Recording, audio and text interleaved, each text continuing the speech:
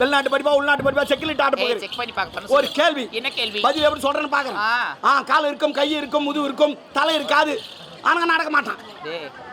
கேள்வி தானே இப்ப கேட்ட நீ? ஆமா. நீ கேள்வி கேட்டே இல்லையா? யாரா கூட பேசுனேன்னு எனக்கு கொஞ்சமே புரியல. விளக்கமா போறீங்க. கால் இருக்கும், கை இருக்கும், முதுகு இருக்கும், தலை இருக்காது. ஆனா நடக்க மாட்டான். நம்ம தான் அவனை தூக்கி போகணும். அவன் யாரு? Tell me come on. Corporation school 3வது. என்ன? வெளிநாட்டு படிப்பு. எனக்கு தெரியலடா இதுக்கு பதில் என்னன்னு. தெரியா? கம்னாடி போடா. இவள பேசியா? புள்ள பேசிச்சு பண்ணாரா? என்ன பேசிச்சு? பின்னங்க கம்னாடின்ற. அப்ப எங்க அப்பா கம்னாடிடா. ஒரு பேச்சுக்கு வரதுங்க அஜா. உன்ன நான் சொல்லுவேன் கம்னாடினா.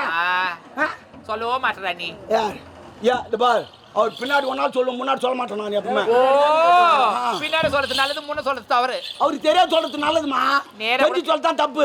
தப்பா இருந்தா நேரா கட்டதான் கோவம் வரும் அவருக்கு. நம்மளு எனக்கு தெரியாதா? சரிங்க.